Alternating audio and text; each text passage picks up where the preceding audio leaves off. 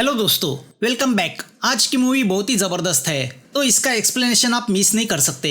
एक police officer बेगुनाहों को इंसाफ दिलाने के लिए पुलिस की नौकरी छोड़ के लॉयर बन जाता है, मगर उसका रास्ता उतना आसान नहीं होता। कैसे? चलो देखते हैं। प्लीज एक्सप्लेनेशन को एंड तक देखना। एक्सप्लेनेशन शुरू करने के पहले आज के हमारे गोल्ड मेंबर खुशहाल और ओम जी का बहुत बहुत शुक्रिया। फेलिक्स सीनियर इंस्पेक्टर है। उसे हेडक्वार्टर से ऑर्डर आते हैं कि जिन ड्रग स्मगलरों ने उनकी एसएल टीम पे हमला करके उन्हें मार दिया था वो एक पुरानी फैक्ट्री में छुपे हुए हैं। तो फेलिक्स अपनी टीम के साथ वहां पहुंच जाता है। दोनों के बीच काफी गन फायरिंग होती है। फेलिक्स गन चलाने में और फाइटिंग करने में लाजवाब है, तो वो जबरदस्त मुकाबला करके उनके लीडर मैशो को अरेस्ट करता है। मैशो कोर्ट में अपने बचाव में ये कहता है कि मैं तो एक यूट्यूबर हूँ, शूट करने वहां गया था। गन फायरिंग सुन के मैं डर के मारे वहां से भागा। जो लेडी मुझे पकड़ने दौड़ी वो पुलिस यूनिफॉर्म में नहीं थी। मैं तो मेरे बचाव में उससे लड़ने लगा। डिफेंस लॉयर कहती है पकड़े गए स्मगलरों ने भी कबूल किया है कि मैशो के साथ उनका कोई संबंध नहीं। क्राइम सीन पे मैशो के कोई फिंगरप्रिंट्स भी नहीं मिले और पुलिस के पास कोई सबूत नहीं कि मैशो स्मगलर है। पुलिस गलत आदमी को कसूरवार ठहरा के अपनी नाकामयाबी पे पर्दा डाल रही है। सरकारी वकील मैशो पे इल्जाम साबित करने में नाकामयाब हो जाते हैं। मैशो को बाइज्जत बरी किया जाता है। फेलिक्स यही सोचता है आखिर इतनी मेहनत करके मुजरिमों को पकड़ने का क्या फायदा, अगर कानूनी दांवपेच से उन्हें कोर्ट से छूटना ही है। पहले कानून को मजबूत करना होगा। तो वो अपने पुलिस जॉब से रिजाइन करता है और वकालत की पढ़ाई करने का फैसला करता है। उसकी पूरी टीम उसे अलविदा करने आती है। फेलिक्स का असिस्टेंट जिमी उसे बेस्ट विशेस देता है। फेलिक्स उससे कहता है मैं सिर्फ डिपार्टमेंट चेंज कर रहा हूँ, झूठ और अपराध के खिलाफ तो मेरी लड़ाई जारी रहेगी। अब फेलिक्स बड़ी लगन से क्रिमिनल लॉ की पढ़ाई करता है। वो 7 साल में अव्वल मार्क्स और एक्सपीरियंस हासिल करके सरकारी वकील बन जाता है। डिपार्टमेंट ऑफ जस्टिस में आज उसका पहला दिन है। चेंबर में सीनियर एडवोकेट फोगो अपने असिस्टेंट के साथ एक केस को लेकर चर्चा कर रहा होता है, जिसमें एक लेडी ने एक आदमी के घर जाके चाकू से उसका मर्डर किया है। लेडी ने वही पड़ा किचन नाइफ यूज किया था। तो लेडी पे अनइंटेंशनल मर्डर का केस चलाने का फैसला प्रोसिक्यूशन डिपार्टमेंट कर चुका है। फोगो फेलिक्स से पूछता है इस केस को लेके उसकी क्या राय है। फेलिक्स कहता है लेडी ने मर्डर नहीं किया। चाकू के घाव विक्टिम के लेफ्ट सीने पे है और लेडी राइट हैंडेड है। लेडी की हाइट 5 फुट 2 इंच है और विक्टिम की हाइट 6 फुट। 50 किलो की दुबली पतली लेडी 90 किलो के हट्टे कट्टे आदमी पे इतने वार करे और वो आदमी उस लेडी को रोक भी ना पाए, ये तो पॉसिबल नहीं। कोई तीसरा आदमी है जिसने मर्डर किया है। तो अब फोगो और पूरा डिपार्टमेंट फेलिक्स के साथ शर्त लगाता है कि अगर कोर्ट में ये साबित हुआ कि किसी तीसरे ने मर्डर किया है तो पूरा डिपार्टमेंट फेलिक्स को बियर पिलाएगा। फोगो फेलिक्स की अक्लमंदी से इंप्रेस होता है और उसे एक केस में अपने साथ ज्वाइन होने बोलता है। केस ये होती है कि कस्टम को एक टिप से पता चला कि 1 किलो का ड्रग्स ब्राजील से हांगकांग एक एड्रेस पे भेजा गया है। पुलिस ने उस पार्सल पे नजर रखी और जैसे ही उसे उस एड्रेस पे डिलीवर किया गया, पुलिस ने उस घर पे छापा मार दिया। मीका नाम के उस लड़के ने पुलिस को देख के भागने की कोशिश की, मगर पुलिस ने मीका को अरेस्ट किया। मीका ने अपने बयान में ये कहा कि कॉलिन नाम के एक लड़के ने उसे एड्रेस यूज करने के पैसे दिए थे। उसे नहीं पता था पार्सल में ड्रग्स है। पुलिस ने इस कॉलिन के घर पे भी छापा मारा जहाँ छोटी मात्रा में ड्रग्स मिला, तो उसे भी अरेस्ट किया गया। मगर कॉलिन ने इस बात से साफ इनकार किया कि उसने मीका को कोई डिलीवरी लेने को कहा। फेलिक्स को पता चलता है कि मीका का कोई क्रिमिनल रिकॉर्ड नहीं है, मगर कॉलिन को इसके पहले भी ड्रग्स को पजेस करने के जुर्म में अरेस्ट किया गया है। सरकार की तरफ से दोनों पे इल्जाम रखे गए हैं। यहाँ मीका से जेल में मिलने उसके वकील पोकेमॉन और सुजान आते हैं। सुजान मीका को सलाह देती है कि अगर वो अपने ऊपर रखे आरोपों को कबूल करेगा तो उसे कम सजा होगी। मीका उससे कहता है कॉलिन ने मुझे एड्रेस इस्तेमाल करने के $1000 दिए थे, मुझे नहीं पता था उसमें ड्रग्स है। पोकेमॉन कहता है तुम्हारी बेगुनाही साबित करने का एक भी सबूत नहीं है। अपील ट्रायल के चक्कर में तुम्हारी सजा भी बढ़ती जाएगी। ऊपर से हमने कॉलिन को कसूरवार ठहराया तो उसका वकील चुप नहीं बैठेगा। तुम अभी जुर्म मान लो, हम हाई कोर्ट में अपील करेंगे। उतनी देर में हम तुम्हारी बेगुनाही के सबूत इकट्ठा करेंगे और तुम्हें बचाएंगे। वकीलों की बातों में आके बेचारा मीका अपना वो जुर्म मान लेता है जो उसने किया नहीं। वो कन्फेशन पेपर साइन करता है। केस के दिन कोर्ट जाते वक्त फेलिक्स की मुलाकात पोकेमॉन और सुजान से होती है। सुजान फेलिक्स को बताती है कि उनके क्लाइंट ने जुर्म को स्वीकार किया है और कॉलिन पे लगे इल्जामों को हटा दिया गया है। फेलिक्स उनसे पूछता है तुम मीका के वकील हो या कॉलिन के। पोकेमॉन कहता है बिना सबूत के कोर्ट में खेलने से क्या मतलब। फेलिक्स उससे कहता है वकील का काम सिर्फ कोर्ट में केस लड़ना नहीं, तहकीकात करके अपने क्लाइंट की बेगुनाही के सबूत इकट्ठा करना भी है। ऊपर से मीका का रिकॉर्ड क्लियर है तो कॉलिन छटा हुआ बदमाश है। तभी वहाँ पे चीफ प्रोसिक्यूटर युआन आता है। वो सुजान को बधाई देता है कि चलो आज केस निपट जाएगा। फोगो युआन की पहचान फेलिक्स से कराता है। फेलिक्स उससे कहता है हमें सच्चाई जाननी चाहिए। युआन कहता है अगर मीका ने अपने इल्जामों को मान लिया है तो कॉलिन का इस केस से कोई संबंध नहीं बनता। हम क्यों हमारा वक्त बर्बाद करें। फेलिक्स कहता है कोर्ट के सामने सच्चाई लाना हमारा काम है। युआन कहता है कोर्ट सबूतों पे चलती है, इमोशंस पे नहीं। अब कोर्ट में केस शुरू होता है। सुजान जज से कहती है कि उनके क्लाइंट ने अपने जुर्म को स्वीकार किया है। मीका भी जज से हाँ कहता है। कॉलिन राहत की सांस भरता है। फैसला अगले दिन पे मुलतवी किया जाता है। रात को फेलिक्स अपने पुराने साथी जिमी से मिलता है और उसे मीका के केस के बारे में पूछता है। जिमी ने ही मीका को अरेस्ट किया था। जिमी कहता है वो खुद सरप्राइज है क्योंकि मीका ड्रग्स के खिलाफ है। वो ड्रग्स से नफरत करता है। उसके माँ बाप दोनों ड्रग एडिक्ट थे। उसकी माँ तो बचपन में उसे नशा करके इतना पीटा करती थी कि मीका को हॉस्पिटल एडमिट करना पड़ता था।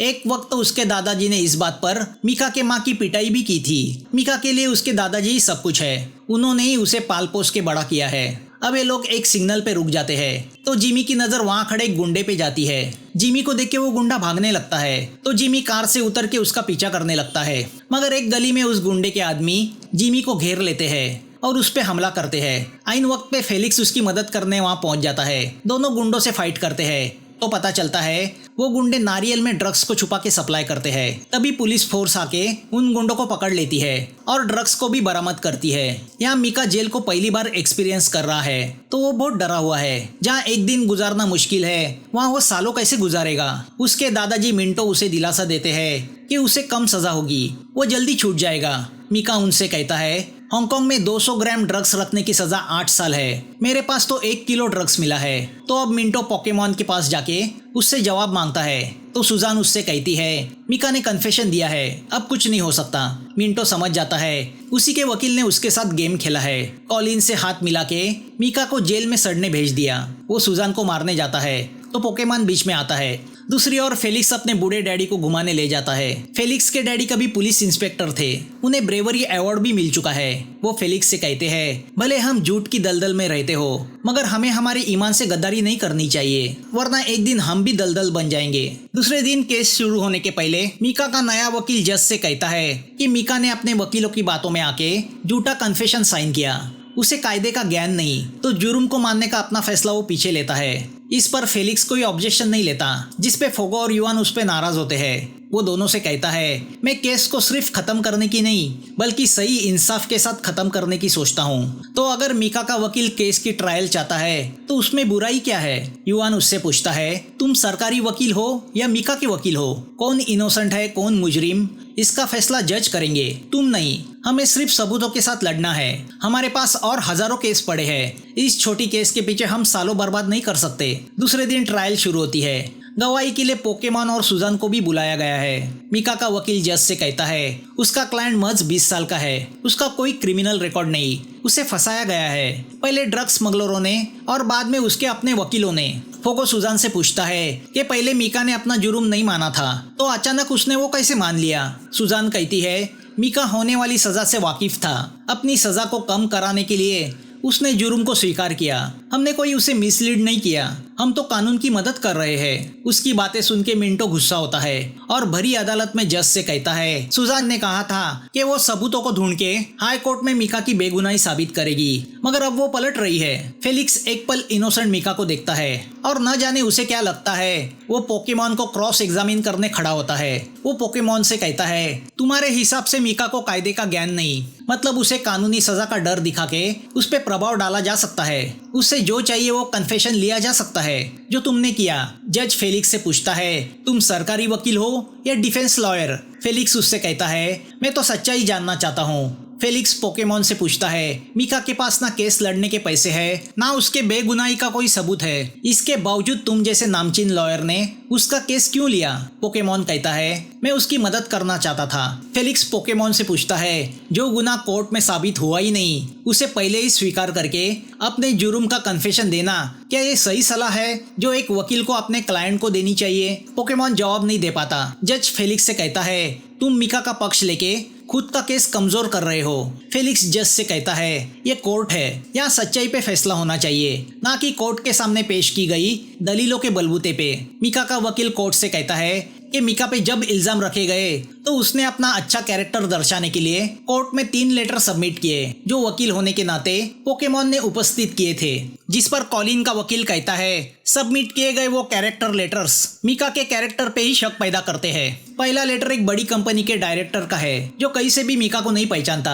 दूसरा लेटर एक सोशल वर्कर का है। उसने लेटर में कहा है कि मीका उनकी ट्रस्ट की तरफ से अरेंज किए गए सोशल कामों में एज ए वॉलेंटियर मदद करता था, मगर इस तरह की कोई भी एक्टिविटी उन्होंने कभी ऑर्गेनाइज नहीं की। तीसरा लेटर एक कंपनी के ओनर का है जिसने लिखा है मीका उसकी कंपनी में काम करता था और वो बड़ा ऑनेस्ट लड़का है। अपॉइंटमेंट लेटर में 2 साल पहले की तारीख है, हालांकि ये कंपनी 5 साल पहले ही बंद हो चुकी है। जाहिर है ये सभी फेक लेटर्स है। मीका कहता है ये लेटर्स तो पोकेमॉन ने बनवाए थे, मैंने नहीं। फेलिक्स जज से कहता है ये नकली लेटर कोर्ट में सबमिट करना पोकेमॉन पे शक पैदा कर रहा है। ये बातें मीका का कैरेक्टर खराब कर रही है। फेलिक्स की बातें सुन के खुद जज कंफ्यूज होता है। उसे समझ में नहीं आता कौन किसकी केस लड़ रहा है। जज मीका के वकील से पूछते हैं कि क्या उनके पास कोई सबूत है कि मीका को मिसलीड किया गया है। वकील कहता है ऐसे कोई सबूत नहीं। तो अब फेलिक्स उसे सुनाता है कि तुम्हें अपने क्लाइंट की तरफ से सबूत विटनेसेस इकट्ठा करने चाहिए। बिना किसी होमवर्क के तुम कोर्ट में कैसे खड़े हो गए। जज फोगो से कहता है तुम्हारा ये सरकारी वकील मुजरिमों की साइड ले रहा है, डिफेंस लॉयर का इंसल्ट कर रहा है, ये क्या बात है। फेलिक्स जज नोहारा से कहता है एक मासूम को मिसलीड किया जा रहा है, ये बात सामने रख के अपना फैसला सुनाना। तो अब जज भड़क जाते हैं। वो फेलिक्स से कहते हैं मैं जब तुम्हारी उम्र का था तब तुम डायपर पहना करते थे, तो मुझे मत सिखाओ, डिफेंस करना तुम्हारा काम नहीं। तो अब फेलिक्स जज को सुनाता है कि हम यहाँ जो दलीलें लड़ेंगे उसके बलबूते पे जूरी फैसला देंगे। अगर गलत पिक्चर उनके सामने रखा गया तो वो गलत फैसला सुनाएंगे, एक मासूम को सजा होगी। इसका जिम्मेदार कौन होगा। गुस्सा होके जज कोर्ट का काम रोक देता है। फेलिक्स का अवतार देख के फोगो इम्प्रेस होता है। वो फेलिक्स से कहता है तुम्हें तो पुलिस में ही रहना चाहिए, यहाँ कहाँ आ गए तुम। पोकेमॉन फेलिक्स से कहता है हम वकील कोर्ट में दिमागी लड़ाई करते हैं, मगर आखिरी फैसला वो जूरी करते हैं जिन्हें कानून का कोई ज्ञान नहीं होता। अब कोर्ट में जूरी मीका के खिलाफ वोट देते हैं। मीका को गिल्टी तो कॉलिन को बेगुनाह करार दिया जाता है। जज मीका को 27 साल की सजा सुनाते हैं। सजा सुन के मिंटो शॉक हो जाता है। बूढ़े मिंटो की हालत देख के फेलिक्स भी दुखी होता है। वो दूसरे दिन मीका को मिलने जेल जाता है। वो मीका की मदद करना चाहता है, मगर अब मीका का कानून पे से विश्वास उड़ चुका है, तो वो फेलिक्स से बात करने से मना करता है। रात को नोहारा के घर प्रोसिक्यूशन डिपार्टमेंट की पार्टी होती है। डायरेक्टर फेलिक्स से कहती है तुम्हारे पुलिस डिपार्टमेंट का तजुर्बा प्रोसिक्यूशन डिपार्टमेंट में काम आएगा। नोहारा फेलिक्स को नीचा दिखाने के लिए उससे कहता है मैं पिछले 40 साल से लॉ डिपार्टमेंट में काम कर रहा हूँ, तो तुम्हें मेरे विचारों का रिस्पेक्ट करना चाहिए। कोर्ट सबूतों पे चलती है। अगर किसी मुजरिम के खिलाफ सबूत ना हो तो उसे छोड़ना पड़ता है, और किसी इनोसेंट के खिलाफ सबूत हो तो उसे सजा देनी पड़ती है। यही कोर्ट के रूल्स है, तुम्हें भी इन रूल्स को फॉलो करना चाहिए। अब नोहारा एक वाइन की बोतल निकालते हुए सबसे कहता है ये बहुत कीमती वाइन है। 40 साल पहले एक औरत को उसका पति छोड़ के चला गया। गुस्से से उसने ग्रेप्स को अपने पैरों तले कुचल के इसे बनाया। उस वक्त उसके आंसू भी इस वाइन में मिल गए। इस वाइन में उसका दुख मिला हुआ है, तो इसे पीके देखते हैं क्या हमें उसकी उदासी महसूस होती है। फेलिक्स वाइन नहीं पीता, तो नोहारा उससे पूछता है क्या तुम उदासी महसूस नहीं करना चाहते। फेलिक्स कहता है लाखों रुपए की वाइन और ये महंगे ग्लास, इतनी तो हांगकांग के कई गरीब फैमिली की सालाना इनकम होगी। बिना इस एहसास के अमीर लोग एक घूंट में इसे पी जाते हैं। यही असली दुख है, यही बात मुझे उदास करती है।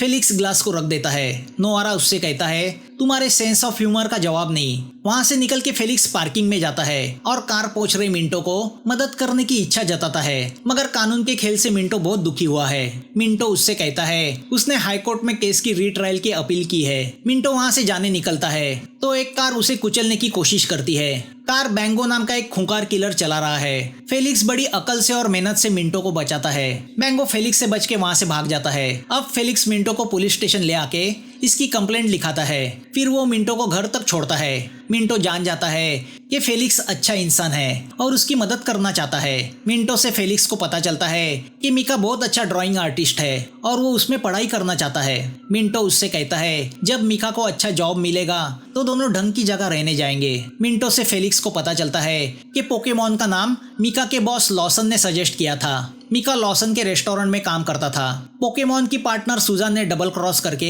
मीका को फंसाया। मिंटो बताता है कि ना हमें कानून की समझ है ना पैसा है, सरकारी वकील तो मदद करते ही नहीं, गरीबों का कोई नहीं होता। फेलिक्स अपने वॉलेट से कुछ पैसे निकाल के वहाँ रख देता है।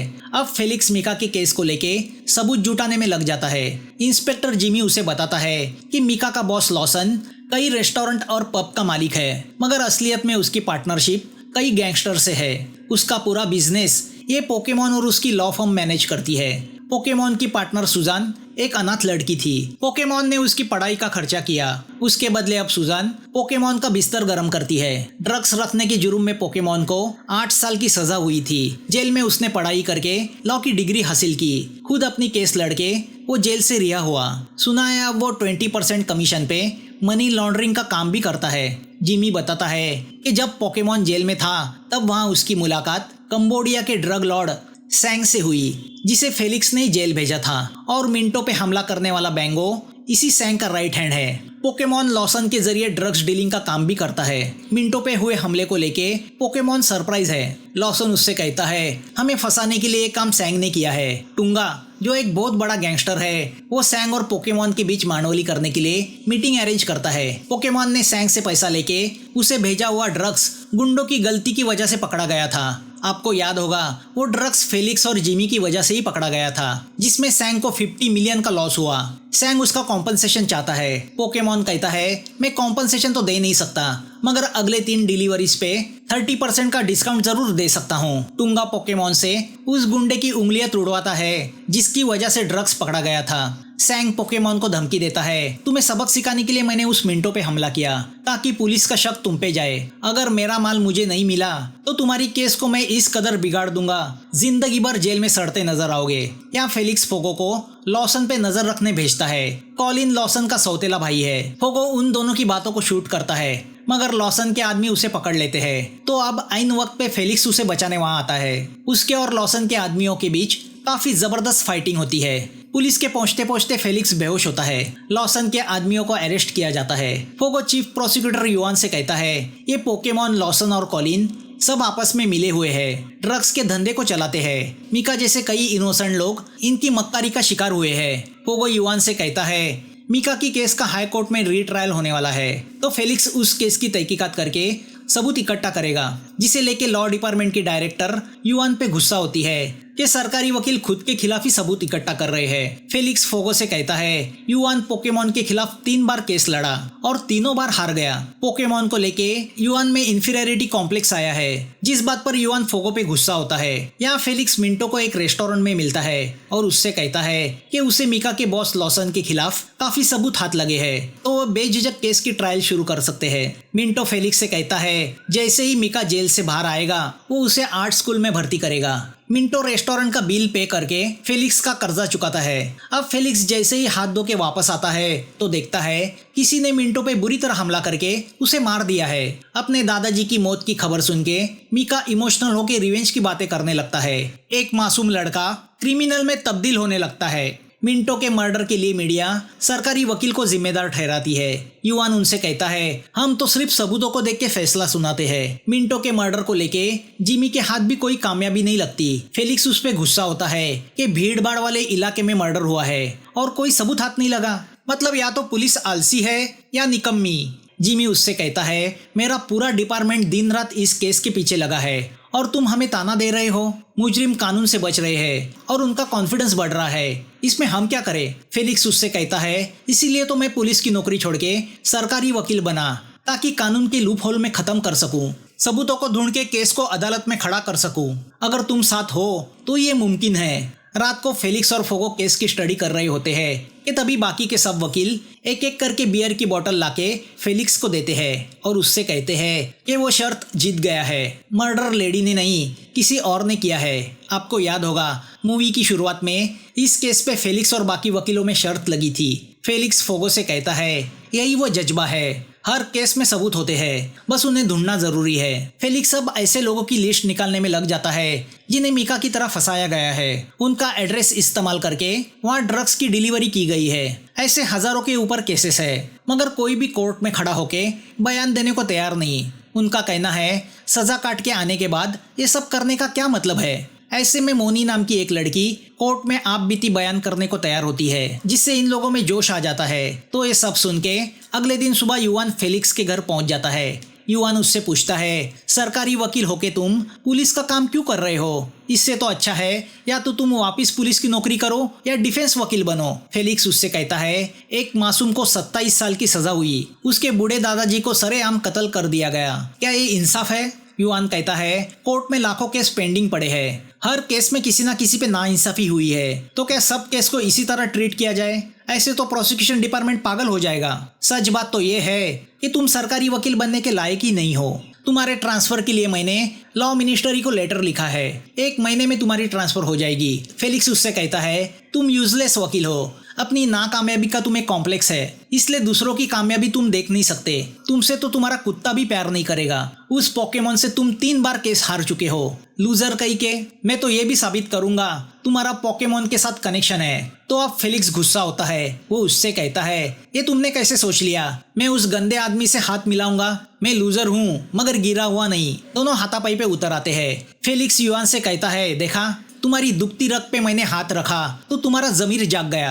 यही तो मैं चाहता था। यहाँ सैंग के यॉट पे पोकेमोन, सैंग और टुंगा की मीटिंग होती है। सैंग को ड्रग्स की डिलीवरी की जाती है तो टुंगा को कमीशन मिलता है। सब खुश है कि तभी अचानक टुंगा लॉसन को शूट करके मार देता है। टुंगा पोकेमोन से कहता है इस बेवकूफ की वजह से हम पुलिस की नजर में आ गए हैं। पोकेमोन खौफ में चला जाता है। पुलिस को दूसरे दिन समुद्र में लॉसन की डेड बॉडी मिलती है। जिमी कहता है लॉसन इस केस की सबसे इम्पोर्टेंट कड़ी थी, उसके मरने से हमारा केस कमजोर हुआ है। अब इन स्मगलरों का अगला टारगेट उसका भाई कॉलिन होगा। आरोपी नहीं रहेंगे तो क्या घंटा केस चलेगा? कल से कोर्ट में ट्रायल शुरू होने वाली है और इनके पास कोई भी गवाह नहीं। तभी फेलिक्स को कॉलिन का फोन आता है, जो डर के मारे छुप के बैठा है। वो पोकेमोन के खिलाफ कोर्ट में गवाही देने को तैयार है। केस के दिन फेलिक्स और जिमी उसे कोर्ट ले जाने लगते हैं। कॉलिन फेलिक्स से कहता है उसके भाई ने मरने के पहले पोकेमोन सैंग और टुंगा के खिलाफ सारे सबूत उसके हवाले किए थे, जिससे इन तीनों को सजा दिलाई जा सकती है। फेलिक्स और जिमी उससे कहते हैं कि अगर वो सरकारी गवाह बन जाए तो उसे कम सजा होगी। तभी एक ट्रक उनकी कार को जबरदस्त टक्कर मारता है। कार पलट जाती है मगर किस्मत से तीनों बच जाते हैं। यहाँ कोर्ट में केस शुरू होता है। मोनी जज को बताती है कि लॉसन का ये धंधा है, वो हम जैसे मासूमों को इस्तेमाल करके अपना ड्रग्स डिलीवर करता है। पकड़े जाने पर वो पोकेमोन को हमारा वकील बनाता है। पोकेमोन हमें जुर्म कबूलने बोलता है, हमें जेल होती है और स्मगलर आजादी से बाहर बेखौफ घूमते रहते हैं। कोर्ट में बैठे पोकेमोन को सैंग से कल रात हुई बात याद आती है। सैंग ने उससे कहा था कॉलिन को मार के केस को किसी तरह निपटा दो। एक बार केस से तुम्हारा नाम हट गया तो हम जापान जाएंगे, वहाँ मैंने आइलैंड खरीदा है, जिंदगी भर ऐश करेंगे। केस में मेरा नाम नहीं आना चाहिए। अगर तुम कॉलिन को नहीं मार सकते तो मुझे कहो, मैं मार दूंगा। कोर्ट में युवान पोकेमोन से कहता है लॉसन और कॉलिन दोनों तुम्हारे लिए काम करते थे। दोनों मासूमों को गुमराह करके उनके एड्रेस को ड्रग डिलीवरी के लिए इस्तेमाल करते थे। पोकेमोन कोर्ट में कॉन्फिडेंटली कहता है कि अगर कॉलिन कोर्ट में आके गवाही दे तो ही उसकी गवाही को माना जाएगा। तो तुम्हारा गवाह कहाँ है? जज युवान से कहता है कि वो कॉलिन को कोर्ट में पेश करे। युवान कहता है कॉलिन सरकारी गवाह बनके सब सबूतों के साथ कोर्ट में आ रहा है। जज युवान से कहता है सरकारी वकील होके तुम ऑपोजिशन की तरफदारी कर रहे हो। मिका का वकील कहता है मुझे कोई ऑब्जेक्शन नहीं। गुस्सा होके नोआरा दोनों से कहता है तुम दोनों साथ मिलके क्या कोर्ट में खेल खेल रहे हो? युवान कहता है कॉलिन को गवाही देने का मौका दो, सब सच सामने आएगा। जज युवान से पूछता है ये तुम्हारा गवाह कोर्ट कब आने वाला है? जिसका जवाब युवान के पास नहीं। यहाँ फेलिक्स कॉलिन को लेके सबवे ट्रेन में चढ़ जाता है तो सैंग के गुंडे उन पे हमला करते हैं। फेलिक्स जबरदस्त फाइट करके उन्हें रोकता है तो अब बैंगो कॉलिन को मारने मुड़ता है, जो लोखंड का बना है। वो फेलिक्स से कहता है तुम्हारी वजह से मुझे और सैंग को 10 साल जेल में काटने पड़े, मैंने ही मिंटो को मारा, अब तुम्हारी बारी है। बैंगो आसान जान नहीं, वो फेलिक्स की बहुत पिटाई करता है मगर फेलिक्स भी हार नहीं मानता। वो बैंगो का जूता निकालता है जिससे बैंगो के पैर में नीचे पड़े कांच के टुकड़े घुस जाते हैं, जिसका फायदा उठा के फेलिक्स उस पे टूट पड़ता है और उसे बेहोश करता है। यहाँ कोर्ट में युवान वक्त निकालने के लिए इंसाफ के पाठ देने लगता है। नोआरा उससे कहता है ये कविता पढ़ना बंद करो, तुम क्या मुझे उल्लू समझ रहे हो जो टाइम पास कर रहे हो? तभी फेलिक्स कॉलिन के साथ कोर्ट पहुंचता है। कॉलिन कोर्ट के सामने गवाही देके सारे सबूत पेश करता है। वो जज से कहता है कि मिका को पता नहीं था पार्सल में क्या है, वो बेगुनाह है। पोकेमॉन और लॉसन दोनों मिलकर ड्रग्स का धंधा करते थे, जिसका अकाउंट डिटेल मेरे पास है। फेलिक्स कोर्ट से कहता है कोर्ट को सिर्फ सबूतों पे फैसला नहीं सुनाना चाहिए, क्योंकि सबूत बनाए भी जा सकते हैं जिससे सच्चा इंसाफ नहीं मिलता। कानून में कई लूप होल है जो किसी मासूम को बर्बाद कर सकते हैं, जैसे मिका बर्बाद हुआ। एक गलत फैसला किसी फैमिली को बर्बाद कर सकता है। कोर्ट और पुलिस को साथ मिलके सच्चाई की खोज करनी चाहिए। तो अब जज मिका को बाइज्जत बरी करते हैं। टुंगा और सैंग को अरेस्ट किया जाता है। टुंगा, बैंगो और सैंग को उम्र कैद होती है। कॉलिन को 27 साल की सजा होती है। सुजान को 2 साल की सजा और उसका एडवोकेट का लाइसेंस रद्द किया जाता है। तो पोकेमॉन को 30 साल की सजा होती है। नोआरा मीडिया के सामने माफी मांगते हुए कहता है कोर्ट तो हमेशा इंसाफ चाहता है जो इस केस में मिला। मिका को आर्ट कॉलेज में एडमिशन मिलती है। अब वो उसका सपना पूरा कर सकता है। उसे एडमिशन दिलाने के पीछे फेलिक्स ही था। मूवी की शुरुआत में मैशो नाम का जो ड्रग स्मगलर कानून से बच गया था, उसे भी उम्र कैद होती है। फेलिक्स, युआन और फोगो साथ मिलके ड्रग्स और करप्शन के खिलाफ की लड़ाई जारी रखते हैं। दोस्तों, मेरी मेहनत के बदले मैं आपसे बस यही रिक्वेस्ट करूंगा कि आप इस चैनल को सब्सक्राइब करें, लाइक करें, इस वीडियो को शेयर करें ताकि हमारा हौसला और बढ़े। तो फिर मिलेंगे नए वीडियो के साथ। Thanks for watching.